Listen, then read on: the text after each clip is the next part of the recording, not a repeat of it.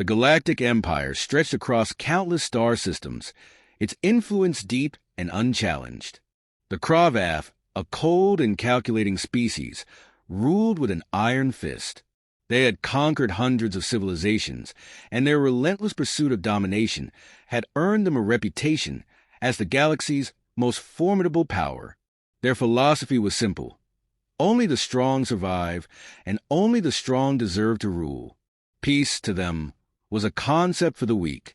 For centuries, the Kravath had looked down on Earth, dismissing humanity as nothing more than an insignificant, primitive species. Their attempts to join the galactic community were met with ridicule. The humans were too soft, their technologies too crude, their military strategies laughable. The Kravath believed that humanity would never pose a serious threat to their empire, no matter how much they tried to integrate. That perception changed when the Kravath decided to send a message to the entire galaxy, broadcast across every system, every channel. The transmission crackled to life with an imposing mechanical voice. The image of an immense Kravath warship filled the screen, its dark hull towering against the backdrop of a dying sun. The message that followed was clear but chilling. This is the Galactic Empire. We, the Kravath, announce our judgment. Humanity, you are cowards. The words echoed through human minds across the Earth and its colonies. It was more than just an insult. It was a declaration of disdain. The Empire believed humanity's peaceful ways were born of weakness, that their refusal to embrace war was a sign of cowardice, not diplomacy. The message went on to declare that humans were unfit for galactic expansion and that their attempts to participate in interstellar matters would be crushed if they continued. A challenge was issued, not in the form of words, but through a simple ultimatum. Prove your strength or be erased. The message was a gauntlet thrown at Earth's feet, but the implications went far beyond an insult. To the Kravath, it was a test, a way to judge whether humanity had any potential to stand beside the more powerful species of the galaxy. If humanity failed, it would be wiped from the map, its civilizations consumed in a single swift sweep. On Earth, the response was immediate and fierce. News networks flooded with debates, protests, and impassioned speeches. The United Earth Defense Council convened an emergency session, their chambers filled with the brightest minds from Earth's military, political, and scientific communities. The challenge had rattled everyone, but the question remained: how should Earth respond? Should we send diplomats? One voice asked from across the room, a younger advisor with a diplomatic background. Try to explain ourselves? Surely we can reason with them. Reason with a species that values conquest above all else, replied General Alexei Sokolov, the head of the Earth Defense Forces. His voice was steady, his eyes cold. They don't care about reason. They care about strength. If we show them anything less than force, they'll take it as proof that we are weak. And if we don't respond, they'll take our silence as acceptance of their judgment. The room fell silent as Sokolov's words sank in. He was right. Earth had always been a peaceful species, seeking diplomatic relations with alien cultures, but there was no diplomacy with the Kravath. The galaxy's mightiest empire did not care for Earth's peaceful ways. They wanted to see what humanity was truly made of. But that led to another question. What could humanity do? There's only one way to answer them, Sokolov said, his voice quiet but resolute. We show them who we are. The council murmured in agreement, but some still hesitated. What do you mean, General? One of the civilians asked, his face pale. What could we possibly send that could intimidate the Kravath? Sokolov's gaze hardened. One man, one weapon. We'll send them the American nightmare.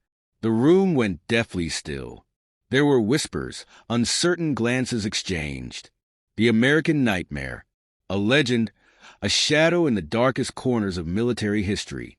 Few had heard of him, and fewer still knew the full extent of his capabilities.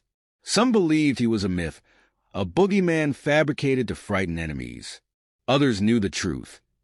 He was a weapon, forged from the darkest corners of Earth's military intelligence, trained to do things no soldier should ever be asked to do. Sokolov's eyes swept over the room.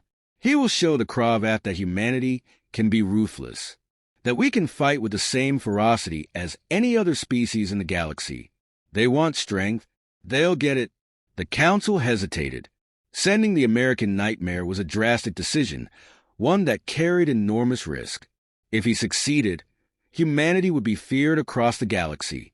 But if he failed, the consequences would be catastrophic. The Kravath would take it as an insult, an affront to their challenge, and they would wipe out humanity without hesitation.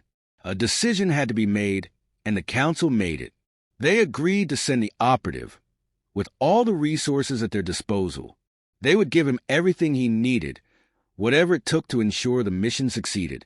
The fate of humanity and its place in the galaxy rested on the shoulders of a single man. As the Council dissolved, the reality of the situation set in. This was no longer just a political debate. It was a war that would determine humanity's future, and the American Nightmare was Earth's only hope. The message from the Kravath had been received, but the true challenge had only just begun. The Empire had called humanity cowards. Now, humanity would show them the cost of underestimating Earth's resolve. The American Nightmare was coming, and the Kravath would soon learn what it meant to provoke humanity. The galaxy was a vast and indifferent expanse, a place where empires rose and fell, and the lives of individual beings were often reduced to mere statistics in the grand scheme of conquest. To the Kravath, humanity had been nothing more than a curiosity, a species that preferred words to weapons, peace to power. They had underestimated the fire that burned beneath Earth's surface, but they would learn soon enough that even the humblest flame could ignite an inferno. The American Nightmare arrived at the war-world Kareshvar in silence. A single shuttle, little more than a shadow against the black void, slipped unnoticed into the Kravath-controlled system. No fanfare, no grand declarations. He was a whisper in the dark, a presence so small, so fleeting, that it might have been mistaken for a malfunction in the system's tracking arrays. Inside the shuttle, Michael Mac O'Reilly, the operative known only by his codename, sat in the control chair. His dark eyes, sharp as a hawk's, stared out at the stars.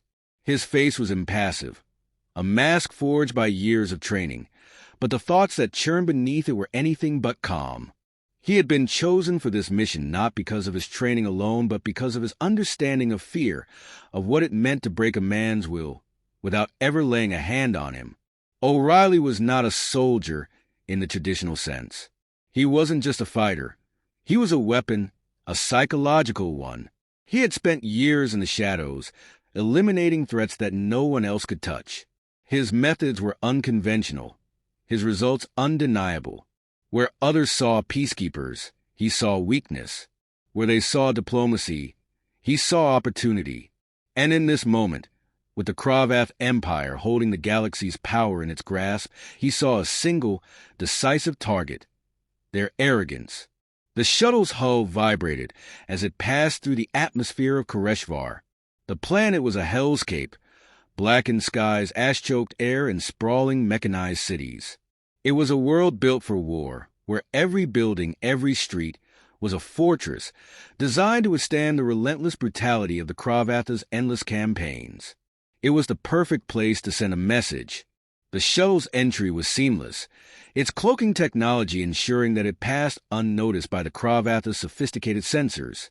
Mac O'Reilly's arrival was a ghostly thing, one that the Kravath would only realize too late. He had no need for stealth. His mission was not to fight armies, but to break the spirit of an empire, to force the Kravath to feel the terror that only humanity could bring. He moved swiftly through the city, a shadow in the streets. His movements were precise, his steps calculated. A single piece of equipment, nothing more than a small, modified communicator, was all he needed to begin his work. He hacked into the Kravath's military communications, quietly seizing control of their network. It was a simple thing, a few keystrokes, but the effect was immediate. The entire city went dark. The once bustling streets were suddenly eerily silent, as if the world itself had held its breath. The Kravath military had grown accustomed to controlling the city with an iron grip. They knew every inch, every shadow, every movement. But now, their surveillance systems were dead, their command centers blind. Panic began to seep through their ranks, though none of them could see where the threat had come from.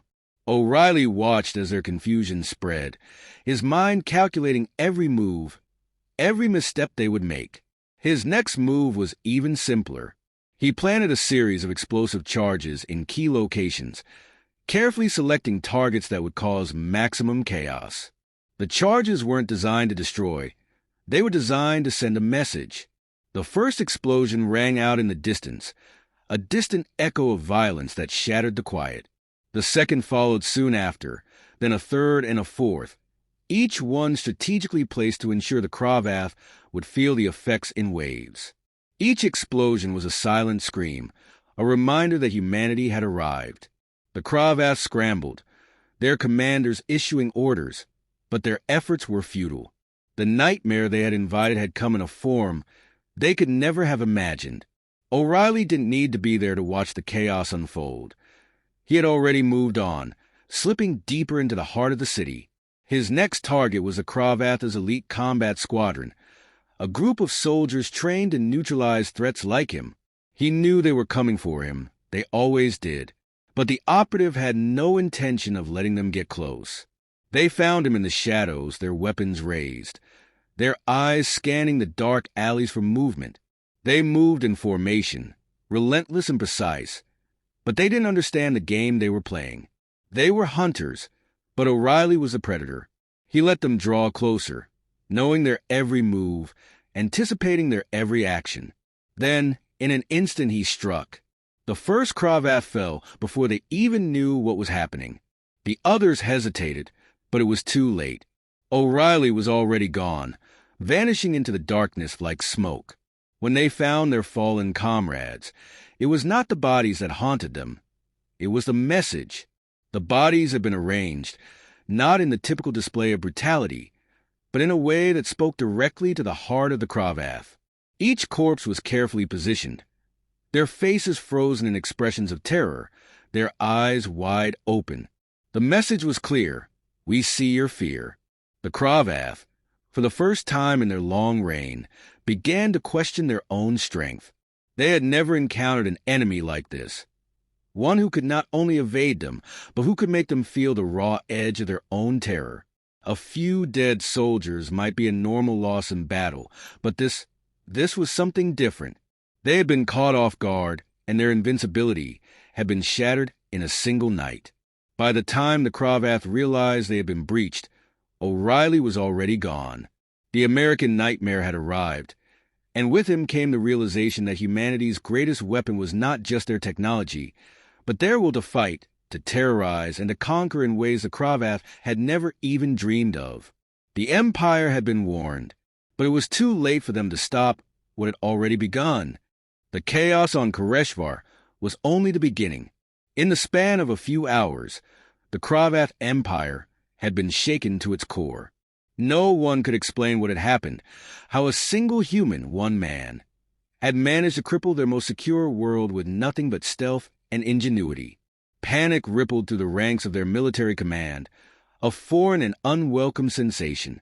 They had been the predators, the ones who ruled with terrifying certainty, but now they felt the primal sting of fear. They didn't know what they were up against, but they knew one thing. It was unlike anything they had ever faced. Commander Carrick, a veteran of 100 campaigns, sat in his war room, staring at the endless reports streaming in. The attacks had been sudden, precise, and utterly devastating. His forces, usually the most feared in the galaxy, had been reduced to a state of disarray by an invisible foe. The enemy was no longer a force to be battled in the traditional sense. This was something else, something primal. "What are we dealing with?" Carrick demanded, his voice a growl of frustration. His fingers drummed against the metal surface of the command table, the harsh sound echoing in the otherwise silent room. Lieutenant Zorin, one of his most trusted officers, hesitated before speaking. The fear in his voice was palpable, though he did his best to hide it. We have no clear visual on the enemy, Commander. There are no signs of large-scale forces, no ships, no fleets. Just a shadow. We think it may be one individual, but the damage is too widespread. It's as if he's everywhere at once. Carrick's red eyes narrowed. The reports were getting worse by the minute. Outposts had fallen silent. Entire battalions had gone missing, and communication channels were being scrambled. The Kravath were masters of war, each soldier a formidable opponent in their own right. But this was a different kind of threat. This human, if it was indeed one human, had brought terror to their doorstep with such precision, they couldn't even fathom how. "We need to find him," Carrick ordered, his voice steady, but a trace of urgency creeping in.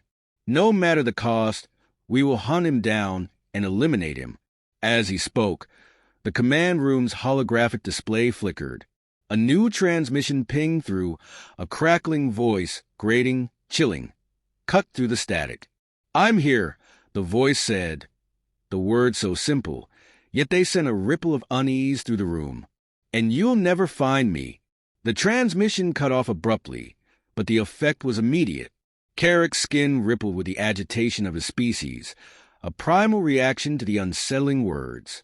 The audacity of this human, no, this thing, to taunt them like this, to make them feel small and vulnerable, was unbearable. "Track it," Carrick shouted. "Now!" But the crew at their stations could offer no response. There was nothing to track.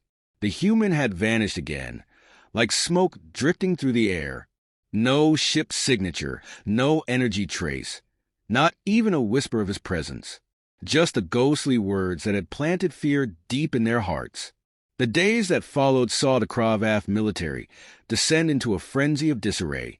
They had long been masters of intimidation, the unstoppable force in the galaxy.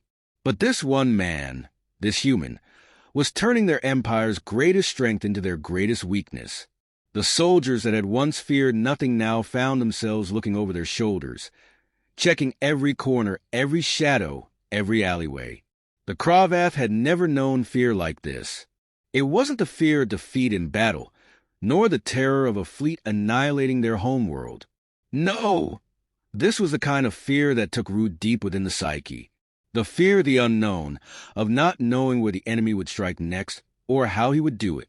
It was the kind of fear that gnawed at the very core of a warrior's soul, making them second-guess every decision, every movement. Carrick met with his generals in an attempt to reassert control. The tension in the room was suffocating.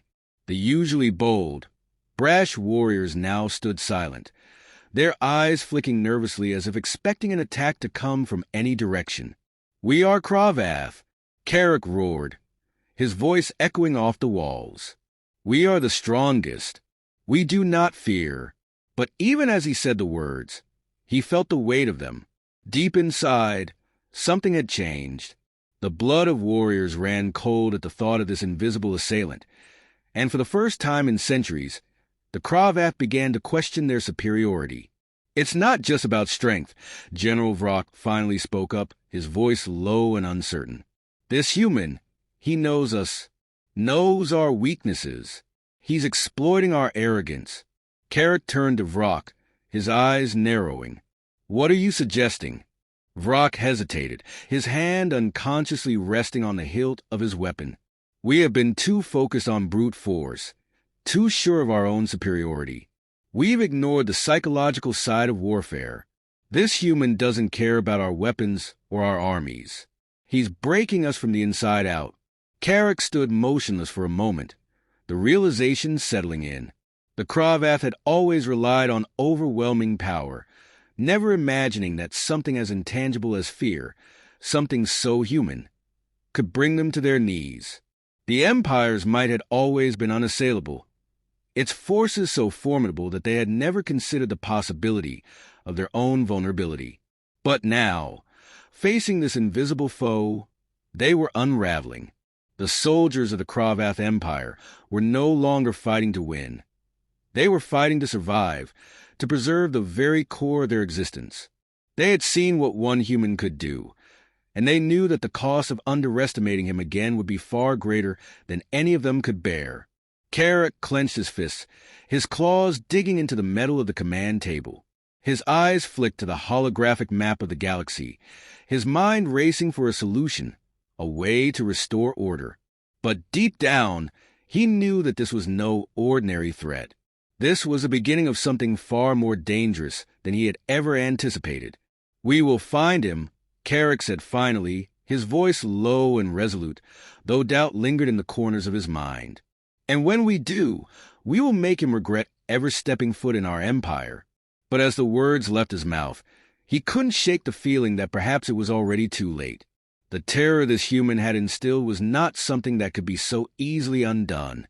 The Kravath were beginning to fear, and fear, once planted, could grow in ways they never expected.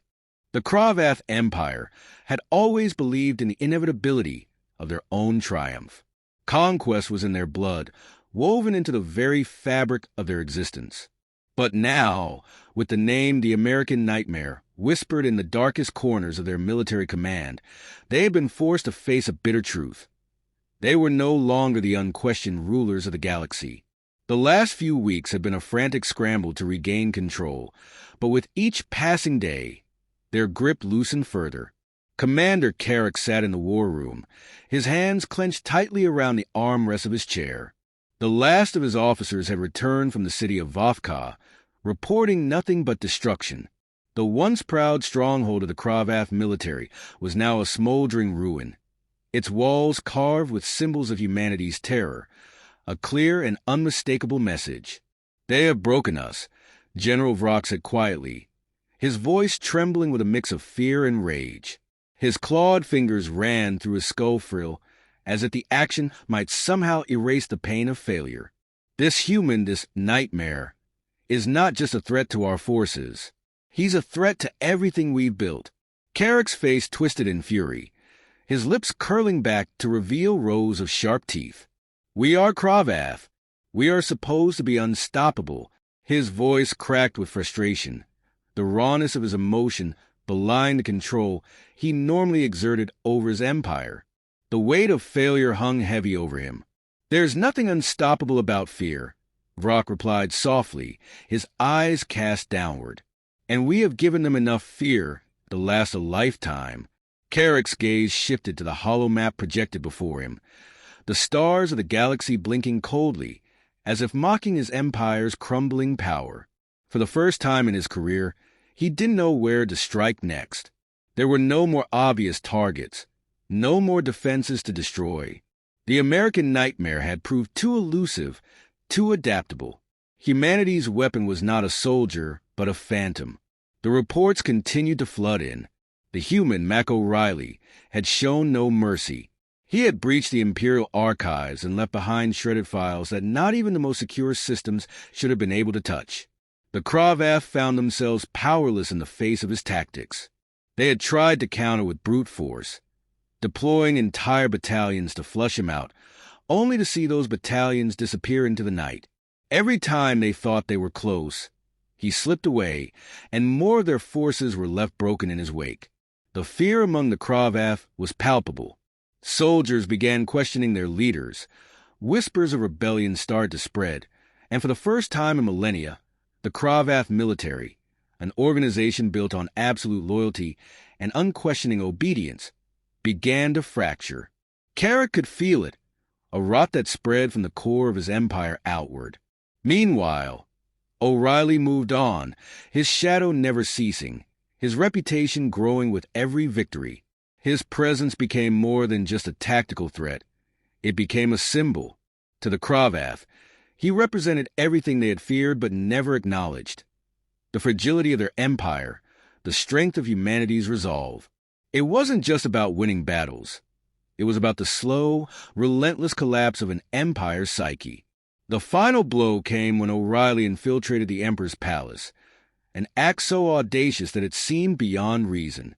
With military precision, he entered the very heart of Kravath power, where the Emperor's elite guard stood vigilant. And yet, in a matter of hours, he had disabled their defenses, leaving nothing but the hollow echo of Kravath voices and the silent terror that followed in his wake. Carrick received the transmission too late to respond. the words piercing through his defenses like a knife. It was simple. One sentence that had come to define humanity's response to the Empire's hubris. We have shown you who we are. Now, the galaxy knows. The message was a death knell for the Empire. The Kravath had been defeated, not by firepower or strategy, but by the relentless will of a single human who had refused to be cowed. The Empire that had once ruled the stars with an unyielding hand now stood broken and vulnerable. Its warriors were no longer the unshakable force they had once believed themselves to be. They were simply people afraid, isolated, and beaten down by the very fear they had once used to control others. Carrick sat still for a long time after the transmission ended.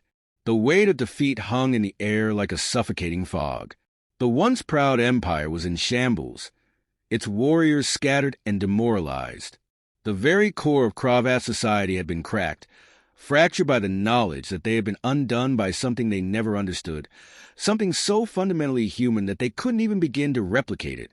The Kravath will recover, Vrock said, breaking the silence. But there was no certainty in his voice, only a hollow echo of what had once been. Carrick slowly looked at his general. Will we? The question hung in the air, unanswered. The Empire, the invincible force that had conquered countless civilizations, had been humbled. Their arrogance had led to their downfall, and in its place, a new fear had taken root, a fear that not even their greatest warriors could overcome. And as the Kravath Empire retreated into the shadows, licking its wounds and trying to rebuild, humanity's message rang out across the stars, a quiet, unrelenting reminder that power was not always about weapons or fleets. Sometimes it was about willpower, resolve, and the ability to fight even when all seemed lost. The galaxy had learned that lesson. The Kravath, for all their might, had learned it too. And the American nightmare? He had already moved on, a ghost in the wind, leaving behind a legacy that would never be forgotten.